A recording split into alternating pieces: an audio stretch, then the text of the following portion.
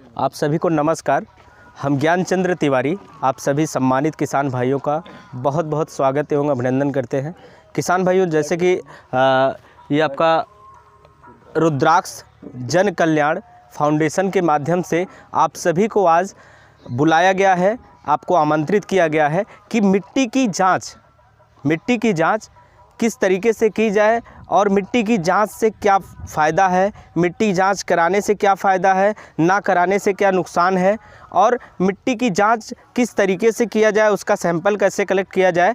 आज आपके जन कल्याण रुद्राक्ष जन कल्याण फाउंडेशन के सदस्य और जो भी टीम मेंबर है, सभी लोगों ने आप सभी को इनवाइट किया है, जिसमें इन्होंने हमें भी इनवाइट किया है आपको कुछ तकनीकी जानकारी के लिए। तो आप सभी किसान भाइयों का बहुत बहुत स्वागत एवं अभिनंदन। किसान भाइयों, जैसा कि हम अभी बात करेंगे मिट्टी के सैंपल कलेक्शन की, तो सबसे बड़ी सावधानी मिट्टी कलेक्शन के सैंपल में देनी है कि हमें खेत का जो चुनाव करना है उसमें ये सावधानी देनी है, ध्यान देना है कि मिट्टी जहाँ से हम उठाएं वो एरिया गीला ना हो। जहाँ से हम मिट्टी का सैंपल उठा रहे हैं वो क्षेत्र गीला ना हो, वो एरिया सूखा हो, वो एरिया छाए में ना हो, उस एरिया के पास कोई भी जैविक तरीके का जैसे गोबर की खाद वगैरह उसके पास ना हो, पूर्ण रूप से वो स्वतंत्र हो। जो एरिया स्वतंत्र है वहीं से हम मिट्टी सैंपल कलेक्ट करेंगे। अब हम बात करते हैं मिट्टी का सैंपल कैसे कलेक्ट करें। मिट्टी का सैंपल कलेक्ट करने के लिए सबसे पहले हमें जो हमारा मेड़ है, खेत के चारों तरफ का मेड़ है, उससे 2 फीट अंदर खेत की तरफ हमें जाना है और ध्यान देना है वहाँ पे छाया तो नहीं है। अगर छाया वहाँ पे है तो वहाँ से हमें हट जाना है, ठीक, और थोड़ा सा बगल जाना है। इसके बाद किसी बड़े खुरपे की सहायता से या फिर कुदाल की सहायता से हमें वी आकार का गड्ढा बनाना है। ऊपर की परत हमें हटा देनी है, 3, 4 इंच 5 इंच ऊपर की परत हमें हटा देनी है। फिर वी आकार का जो गड्ढा बनाएंगे उसके अंदर की पूरी मिट्टी हटा देना है हमें। जो गड्ढा हम बनाएंगे वी आकार का, उसके लगभग वी आकार का गड्ढा जो रहेगा लगभग 10 से 15 सेंटीमीटर का रहना चाहिए। उसकी मिट्टी पूरी हटा दिए। इसके बाद उसके चारों तरफ से थोड़ी थोड़ी मिट्टी हम चारों तरफ से निकाल लेंगे। उस मिट्टी को हम भुरभुरी कर लेंगे। ऐसा हमें पूरे खेत के 5 जगहों से लेना है, चारों कोने से और बीच में से। जो वी आकार का गड्ढा हमने एक जगह से निकाला, लगभग एक जगह से लगभग 250 ग्राम मिट्टी कम से कम उठानी है हमें। एक जगह से लगभग 250 ग्राम मिट्टी एक गड्ढे से हमें कम से कम निकालनी है। हम 5 जगहों से यही काम करेंगे जो हमने पहला काम किया। हमें सावधानी ये रखनी है कि छाये में ना हो और नमी ना हो। जहाँ से हम मिट्टी का कलेक्शन ले रहे हैं, सॉइल सैंपल के लिए मिट्टी उठा रहे हैं, वो एरिया छाये में ना हो और वो एरिया उसमें नमी ना आती हो और वहाँ पर कोई भी गोबर की खाद वगैरह सड़ी गड़ी ना फेंकी हो, ठीक। ये सावधानी हमें रखनी है और वही काम हमें 5 जगहों से करना है। जब हमने मिट्टी कलेक्ट कर लिया, मिट्टी कलेक्ट करने के बाद हमें ये करना है कि वही मिट्टी जो हमने 5 जगहों से निकाला है, अगर लगभग हम 250 ग्राम उठाते हैं तो लगभग 1 किलो 250 ग्राम मिट्टी आपकी तैयार हो जाएगी 5 जगहों से तैयार करने के बाद। हमें वो मिट्टी ले जानी, अगर भुरभुरी है वो मिट्टी तब तो बेहतर है, अगर भुरभुरी नहीं है तो हमें छाये में ले जाके उसको सुखाना है। 1 से 2 दिन तक हम छाये में उसको सुखाएंगे, पूरी मिट्टी 5 मिट्टी एक में मिला के। जब छाये में सुखाएंगे तो वो थोड़ा सा सूख जाएगा, फिर हम हाथ की सहायता से उसको भुरभुरी बना सकते हैं। भुरभुरी बनाने के बाद अगर वो मिट्टी भुरभुरी बन गई, फिर 5 मिट्टी एक में मिक्स करके हमें उसका 4 भाग बना देना है। 4 भाग में उसको बांट देना है उसी 5 गड्ढे की मिट्टी को। फिर उस चारों भाग में से लगभग 100 ग्राम 150 ग्राम मिट्टी एक भाग से लिया, 150 ग्राम मिट्टी एक भाग से, 150 ग्राम एक भाग से, मतलब चारों भाग से हमें 150 ग्राम थोड़ी थोड़ी मिट्टी उठा लेना है। फिर उसको एक में फिर से मिक्स कर देना है। फिर एक बार हमें फिर 4 भाग में डिवाइड करना है, फिर एक में मिक्स कर देना है। तब लगभग आपकी बच जाएगी जो मिट्टी है 250 ग्राम तक। तब वहाँ पे फिर आपको देखनी है कि क्या ये मिट्टी पूरी भुरभुरी है कि नहीं। अगर वो मिट्टी पूरी भुरभुरी नहीं है तब फिर आपको 1-2 दिन सुखाना है। जब वो सूख जाए, अगर मिट्टी पूर्ण रूप से स्वच्छ है तब तो ठीक है। अगर मिट्टी स्वच्छ नहीं है तो अगर आपके पास चलनी हो ना, तो आप उससे मिट्टी को चाल लीजिए, पूरी मिट्टी भुरभुरी हो जाएगी, तभी रिजल्ट उसका बेहतर आएगा। ये सावधानी हमें देनी है कि मिट्टी हमें छाया में सुखाना है और मिट्टी पूर्ण रूप से भुरभुरी हो जाए। 3 से 4 दिन की ये प्रक्रिया लगेगी आपको मिट्टी को सुखाने में, और ध्यान देना है कि हमें छाये में ही सुखाना है मिट्टी को, ठीक। फिर हम मिट्टी कलेक्ट कर लिए, तब हमें उसका कोड करना है।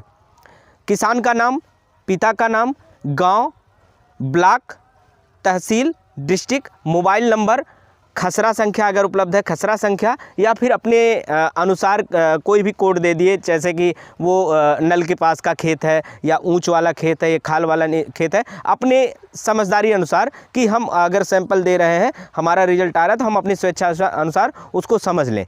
तो ये आपको करना है। अगर आपको कुछ भी पूछना हो इसमें, जो चीज़ें हमने बताई अभी आपको, आप पूछ सकते हैं बेधड़क। अभी जैसे मिट्टी की जांच करवाना है, हाँ, और धान का खेत है, हाँ, उसमें प्रतिबंधित है, कोई जलाया नहीं है, हाँ, तो पुआल है उसमें, हाँ, तो उसकी मिट्टी कैसे निकालें? पुआल को हम हाथ से हटा देते हैं। पुआल को खुदाई करने पे हाँ, अगर पैरा सड़ा हुआ निकलेगा, जरूर निकलेगा। हाँ, हाँ, हाँ, तो उसको क्या करेंगे? उसको जैसे हटा के पैरा, जैसे अगर आपने जुताई करा दी है, हाँ, जुताई, धान की कटाई करने के बाद अगर आपने जुताई करा दी है, जी, तब तो अलग बात है। अगर नहीं आपने जुताई कराई होगी तो उस धान के एरिया का, जैसे धान हम एक बीते के एरिया पे लगता है हाँ, हाँ, ना, हाँ, तो ये एरिया हमारा बचा ना, हाँ, हम यहाँ से उठा सकते हैं मिट्टी को। हाँ, चूँकि जड़ हमें ना मिले, जड़ मिलेगी तो थोड़ा सा हमें परेशानी होगी, और अगर जड़ मिलेगी भी तो जड़ उसकी ज़्यादा नीचे तक नहीं जाती, इसकी जड़ झकड़ादार होती है, मतलब झाल टाइप का होता है 1 इंच ना, शंक्वाकार नहीं होती है। जो शंक्वाकार जड़ें होती हैं वो नीचे जाती हैं सीधे, और इसकी जो जड़ है झकड़ादार है, ये तो ऊपर की ही परत पे वो झाल टाइप की बधी रहती है, तो उसको हम हटा देंगे, फिर वहीं से हम मिट्टी उठा सकते हैं ना, मिट्टी हम फिर वहीं से उठा सकते हैं। और कोई सवाल? जो जुताई हो गया है इसमें शायद नहीं, उसमें भी उठा सकते हैं। जैसे जुताई हो गया है तो वो इधर से मिट्टी आई है, उधर से मिट्टी आई है, कई चारों तरफ से मिट्टी उठ के आई है, तो हम जब गड्ढा करेंगे तो लगभग इतना ही तो फार नीचे गया है ना, इतना ही फार नीचे गया है, फिर हम वो मिट्टी हटा के फिर से हम निकाल लिए ना। और कोई सवाल आपका? सही तरीका है जुताई से पहले। हाँ, सही तरीका है जुताई से पहले।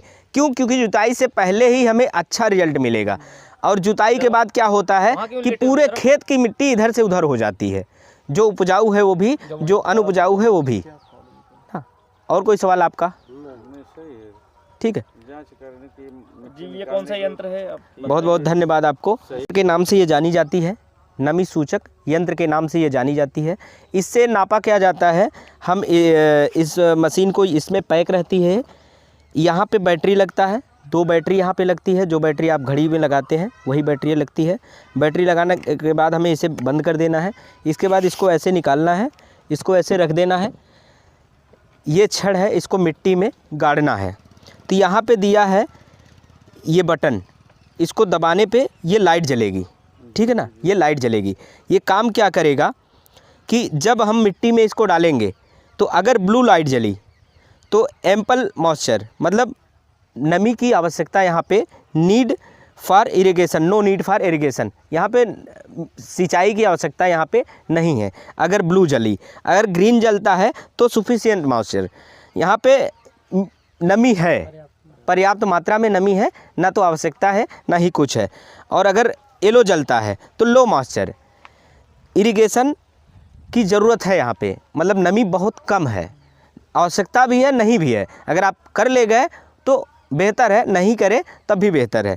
और रेड अगर जल गई तो वेरी लो मॉइस्चर, हमें तुरंत नमी यहाँ पे देने की आवश्यकता है। तो इस मशीन का नाम ही है नमी सूचक यंत्र ना। जैसे अभी हम इसको मिट्टी में गाड़ते हैं ना,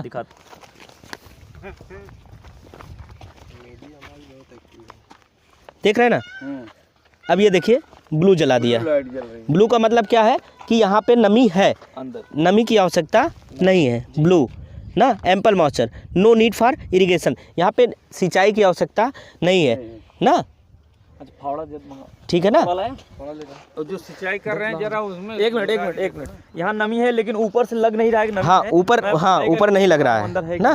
एक मिनट कंफर्म हो जाए, लेकर आओ बेटा, फावड़ा है, अंदर है नमी। तो ये चौक के अपने खेत में तब भरे। हाँ, ये देखिए, एक मिनट, यहाँ कहाँ था? यहाँ भी ब्लू जल रहा है। हाँ, यही। हाँ, अंदर तो नमी है। अंदर नमी है, देख रहे हैं ना, नमी है ये। बिल्कुल बिल्कुल। ठीक है ना, इतना नमी तो चाहिए जुताई करने के लिए। फसल को इतनी इनको तुरंत रोका जाए कार्रवाई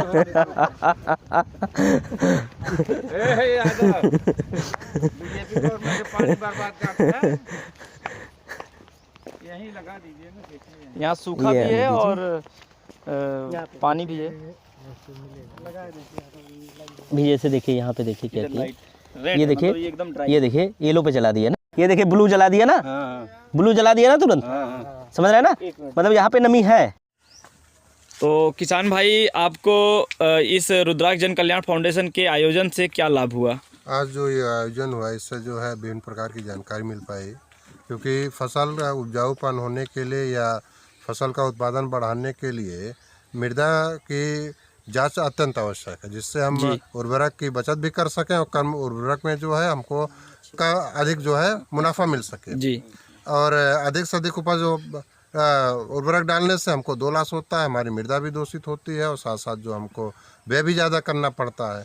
और इसके साथ साथ एक नमी सूचक यंत्र भी आज यहाँ उपस्थित है, जिसकी भी जानकारी हम लोगों को मिली। और इस नमी सूचक यंत्र से जो है जब खेतों में पर्याप्त नमी रहेगी तो बीज का भी है जो है उत्पादन भी सही होगा, जमाव भी सही होगा, हमको भरने की कोई आवश्यकता नहीं होगी। जी, धन्यवाद। कार्य संपन्न हुआ, इसके लिए बहुत बहुत धन्यवाद। जो यंत्र आया इससे हमारा बहुत लाभ है, मिट्टी की जांच होगी, प्लस पानी की आवश्यकता होगी तभी पानी दिया जाएगा, पानी बर्बाद होने से बचाया जा सकता है। रुद्राक्ष जन फाउंडेशन के माध्यम से जो हो रहा है बहुत अच्छा काम हो रहा है। ऐसे हम लोग किसान भाइयों का यही आग्रह है कि और आगे बढ़े और योजना लाए। जी, क्या मतलब? तो मदन जी, जो है आप एक जो है किसान भाइयों के लिए यहाँ पर कर्मचारी के रूप में आए हैं, तो आपने बताया आपसे काफ़ी लोगों को फ़ायदा भी हुआ, तो क्या आप इस तरीके से कैंप में सहयोग करते रहेंगे या क्या, कैसे आपका विचार है, कुछ बताइए। आप जहाँ कहेंगे तहाँ हम किसी बात की तरफ से सहयोग पूर्णतः करेंगे। जी।